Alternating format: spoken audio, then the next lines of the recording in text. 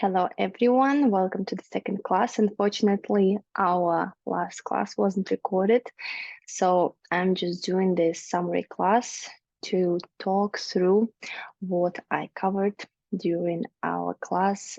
Most of people anyways came live, but for those of you who missed the class, here is a replay. So today we're going to go through the snake. I will go through the form again to show you legal details, and then I'll talk more about how to teach the snake class. And for the snake class, remember you have 20 minutes instead of 15 minutes, and the submission day is end of this month. So by the end of this month, you can submit me crane and snake for the review. All right, so first let me show you the snake. Let me go through the legal details of the form, and then I'll just come back and talk through the rest of the details. All right, so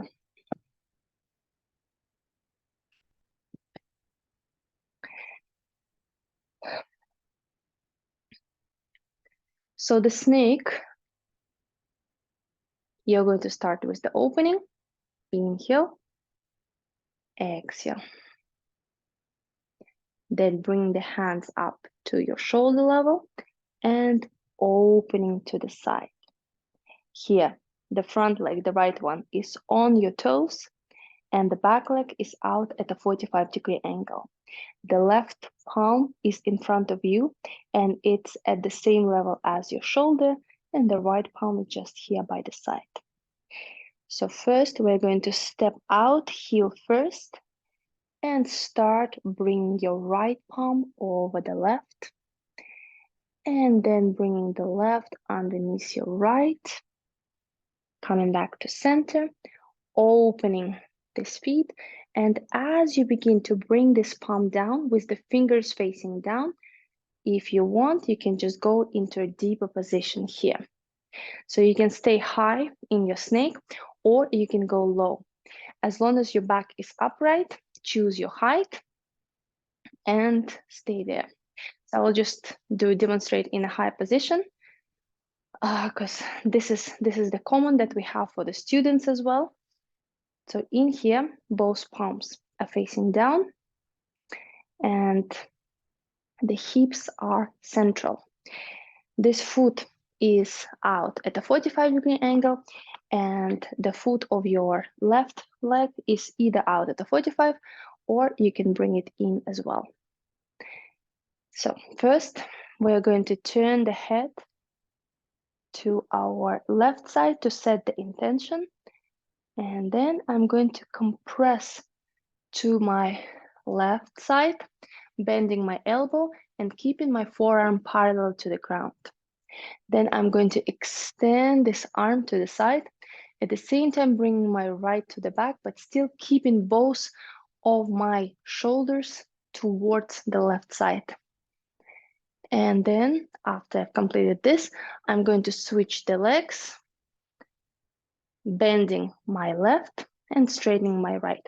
The right foot is straight forward, the left is straight to the side, opening the palms, bend, and extend this palm, holding the ball, keeping your head in the central line between your arms.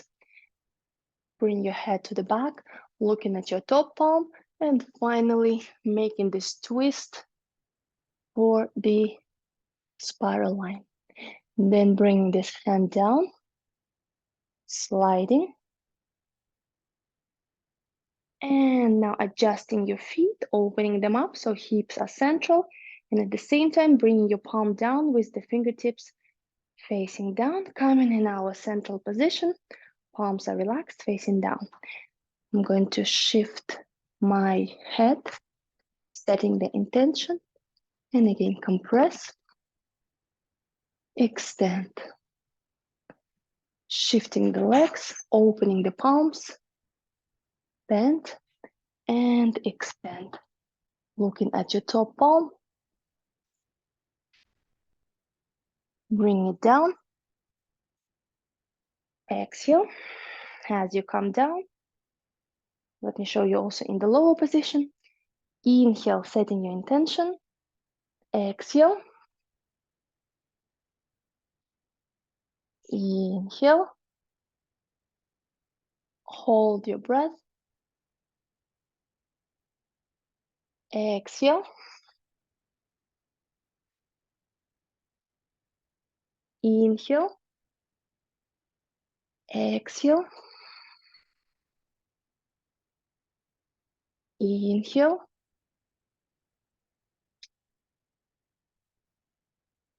Exhale. Okay, so this was the breathing. And then we're coming to our horse stance. Both palms are facing up, and then stepping in. Bring the hands down through the center line of your body. Right? So these are all of the details of the snake. Make sure you are not making some details faster than they should. Yes, a lot of the people, when they come here and as they extend this arm, this is already when they're shifting their legs. No, make sure here you're fully stretching and only then shifting the legs. So don't combine several details together. Okay, and also for the opening, when you open, we're engaging the full body. See, inhale, elongation, exhale, drop in the sacrum. Same thing here. So it's a flowing opening. Yeah, it's not just a mechanic, but it's a flow. So focus on that flow, embracing the spirit of the snake as well into the form. So first, getting all of these little details, make sure they are smooth and you are really spending time to make all of them correctly. Finally, we are going into the breathing, where we let the breathing guide the movement. And here, the breathing will help you to follow all of these details. Because if you're not setting your intention here, this is your inhale, yeah, means that you are not doing that inhale there. So if you know the breathing properly, then it will help you with the movement, not to rush you through the forms. Make sure when you are at the central position, hips are central, your body is central, crown point is rising up to the sky. Okay, so no collapsing there. So this is all about the snake details. Now, when you're going to teach it for the class, you have 20 minutes. And whenever we teach the snake the first time, we never start with the opening. So how you're going to teach it to your students is that you're going to start with this position. So you're straight away putting them in this position and you do continue with the whole snake. Yeah. Then coming up. That's it. But you don't teach the opening. So because the opening is on itself, takes time to teach, and we definitely cannot do it in 20 minutes. That's why just keep the opening. While you're demonstrating the form, definitely show it fully. It's a wow effect. And when I'm usually showing snake to people, because it's already complex form and everyone, when they see the snake, they are thinking definitely I'm not gonna get it today. But not a single person that I saw in my class that didn't get the snake. So it depends on how you teach. And if you follow the framework that we give you guys, 100% all of your students will have an idea of the snake and can do it with you 100%. So first of all, we are starting with the form. Yeah, teaching the form on itself. And when I'm demonstrating first, I will go in my low position just to wow them how beautiful this form is. But then as I'm doing my round on the second round on the other side, I will always go higher, like how I was demonstrating to you now, to show that snake can be done efficiently no matter what your flexibility level is. because you're doing the same details. If you're going with your own limit, you are doing the most that you can and getting the most benefit that you can from this form, because it doesn't matter if you're staying high or low in the snake. Yeah. And this you should explain to your students, that in Qigong, it's not about how low you can go, but it's about the technique and the form itself. So in a bigger class, you can separate the snake class in two. In the first one, you are teaching them the form, all of the little details. Maybe at the end, you can bring in a little bit of the breathing. And during the second class, you are teaching the opening for the snake and finalizing the breathing, integrating it with the form, and even doing that spirit aspect of the best element. So this is how I would do it. If you have people who you feel that they are catching it pretty fast, then you can do everything in one class. But make sure then the whole class is dedicated to the snake only. You're not doing any other form. So only warm up at the beginning, then the snake, first without the opening, make sure they get the form, then add the breathing. Yeah, this will give them this extra time to practice the form. And once they got the form and the breathing, then you teach them the opening and combine it all together. Okay, so this is important. And in general, when I'm teaching 5-element Qigong classes, I usually do a minimum of 7 classes in a row. And first class, I'm doing the dragon. Second class, I'm teaching them tiger, and we are reviewing the dragon. Third class, I'm teaching them the leopard, and we're reviewing dragon and tiger. Fourth class is all about the snake. I'm teaching only the snake with the breathing, with the opening. Then fifth class, I'm doing the whole review of everything that was learned. Dragon, tiger, leopard, and snake. Here you can also, if you didn't have time, for example, to teach the opening, some little details of the snake, you can do it during that class. Then I have my sixth class when I'm teaching crane and triple burner. And again, doing the mini review of the rest of the forms, just in a shorter pace. Yeah, because it was already thoroughly done during the last class. And finally, the seventh class is the flow state class, when we are combining everything into one flow and just doing it in silence. I still guide the breathing, but mostly it's a silent practice when students are focusing on the flow and on the elements of the forms. And when you are doing it in a flow, yes, you can either close after each one and pack the energy, or you can just do the 5-element meditation by flushing out the negative emotion, bringing in the antidote emotion, yeah, and then the color of the element, focusing on the organ, and without storing the chi, continue to the next one. So you're doing this 5-element meditation, but you don't pack the chi. And at the very end, once you've done all of the forms, then you're storing all the chi into a pink pearl. So everything, all the chi that you've built, you're storing at the end. This is up to you. This is how you want to present it to your students. When I'm doing this little review classes, I'm doing closing, 3 times, but you can also do it 1 time. You can also just do Zhanzhuan in between the forms. So these little things help you to either extend the class and really focus on that meditation, or if you need to go faster and focus more on forms, you can just do Zhanzhuan and skip the closing, in the review of the form. So when you're teaching the form, it's very important to teach it properly with the 5-element meditation. And when you're doing it as a flow state class, also it's very important to do it properly. So students are used to the fact that you need to close, you need to spend time with each organ. Yeah, release the negative emotion. Be aware of the negative emotion that we are releasing. Be aware of the antidote emotion that we are bringing. So this is very crucial.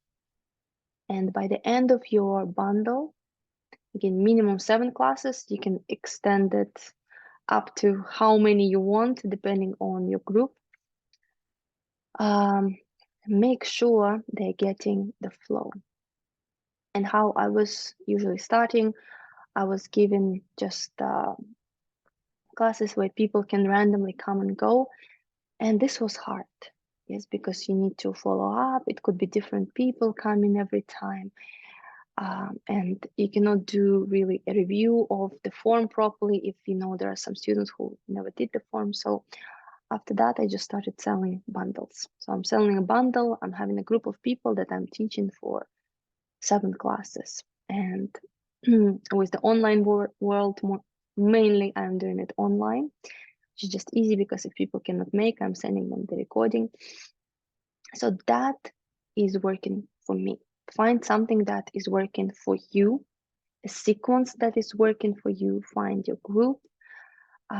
Start teaching. At least just you can give free classes or you can give donation-based classes until you get your full certification. But definitely teach as much as you can because it helps a lot to know this every detail of each form. So it helps in your learning process, because one thing is do your practice, another thing, completely another thing is teaching it. It makes different parts of the brain work, and it makes you look at the forms at a deeper level. Yeah, because in order to teach, you need to know every single detail, because you don't know what students might ask you. So that is about teaching the class. So right now you have, again, over 2 weeks to submit your snake class. If you haven't done the crane class, feel free to submit it. And if you don't want to submit a lesson, you can also just send me your form. Like you can just send me a short video of you doing snake, one on each side, and I can just review your form and give you my feedback.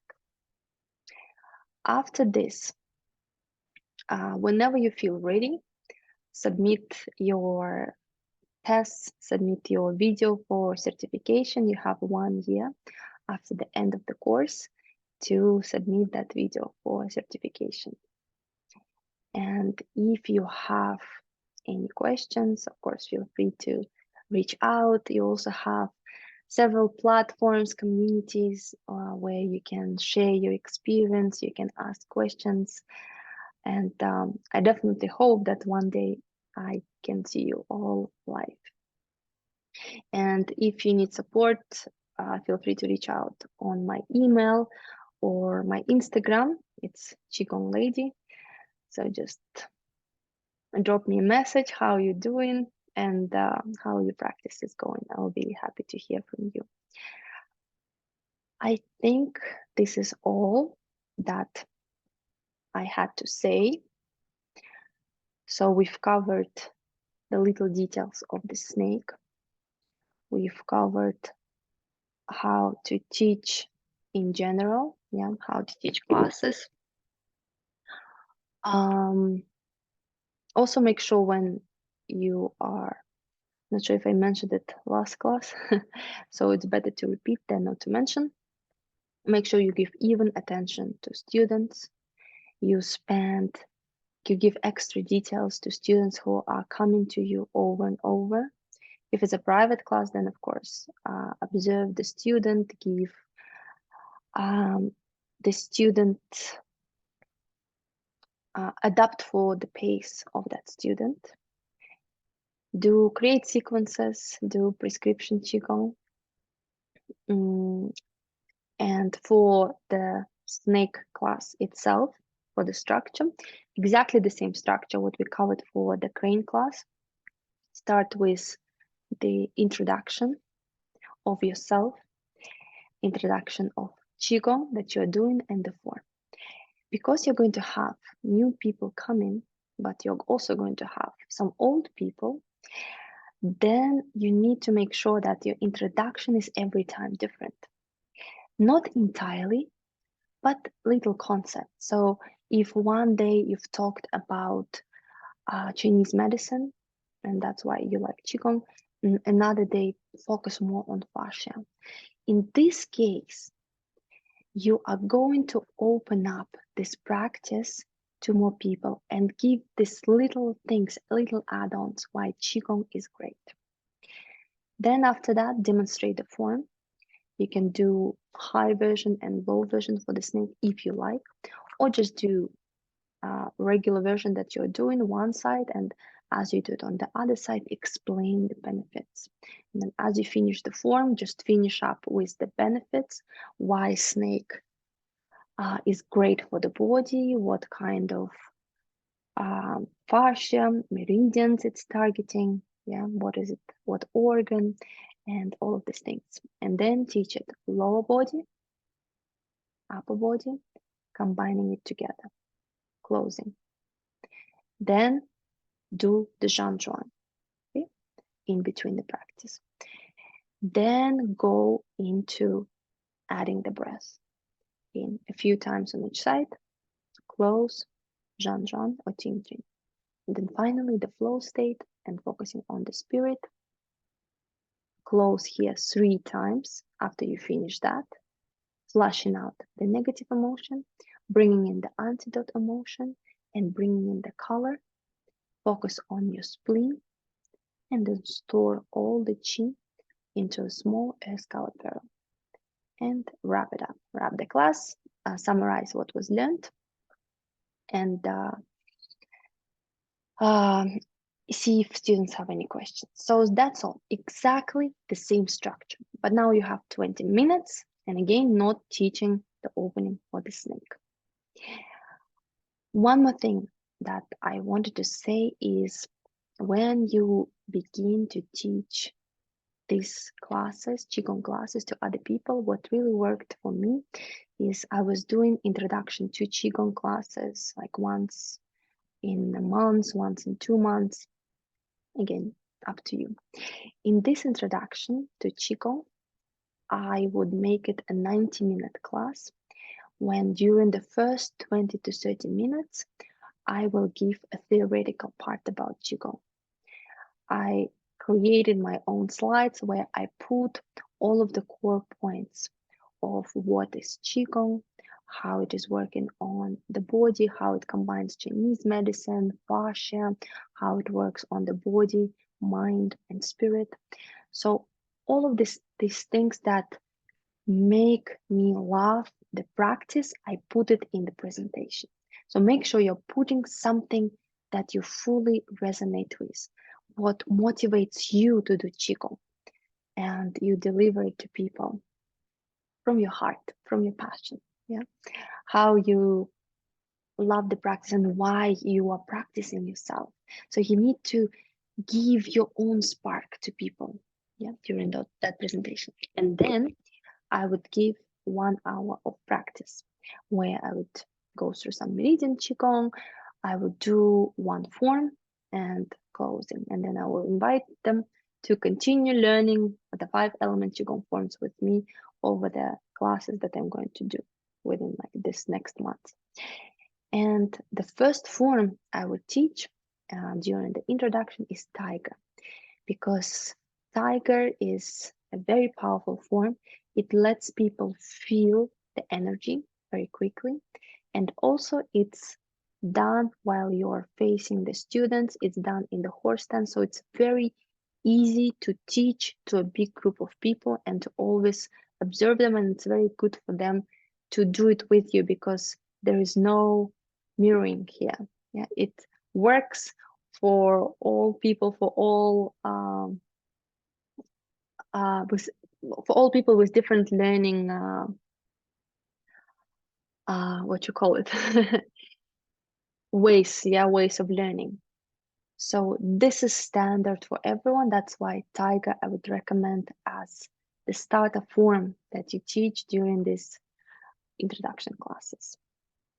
Okay, so that is all. And one last thing that I wanted to go through is just to go through some details of the crane, because I've reviewed a couple videos already, and these guys did a very, very good job with their crane classes. So one thing I wanted to remind you is when you are teaching the crane, make sure you're guiding people to focus on the point in front of them. So find one point to focus their spirit. This also will help them with the balance. So don't forget about that. And for the form itself, let's just quickly go through it together. So for the form itself, again, starting with the same opening as the snake. Then here it's a wings up and down. We are raising the hand only to the top of the head level and keeping them soft like a wings, relaxed here. Then raising one knee, extend, pointing with your toes down, keeping the leg straight all the way as you bring it around.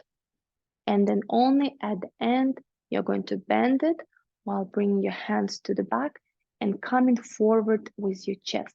Here, it's very important that you're reaching forward towards the point that you're focusing. Yeah. So the chest is going forward while the arms are going back. So it's important here that your chest stays parallel to the wall in front of you. So if you go too low, see, it's already at an angle. This is incorrect. If you stay too high, again, incorrect, because this part is not parallel. So you need to reach with your chest towards that point in front of you that you're focusing on. And the hands, in this case, will stay, your wrists will stay at your shoulder level. If it's down, see, my wrists are lower than my shoulders, then I know I'm too high here. So if I'm just coming forward a little bit more, my wrists become automatically at my shoulder level. And then finally, as you're in this position, everything is rotating back, your shoulders are rotating back, your arms. Then we are only going to turn our wrists forward until we feel this tension in our pinky finger, keeping our fingers fully open, and then coming down, coordinating our arms with the leg and the reaching at the same time. So these are little details of the crane that you need to be aware of. So I think within these two classes, we definitely covered crane and snake in a good way. So review these little details, make a note, record yourself doing the forms, and try to assess, try to see what you need to work on, what kind of things you still need to practice. See your own mistakes. And when you're ready, submit it for your final certification. So that's all I have for today. Have a beautiful journey with Qigong. Enjoy this practice, make it your own, grow with it. And I hope to see you one day live. All the very best and waiting for your videos until the end of this month. Thank you. Bye bye, everyone.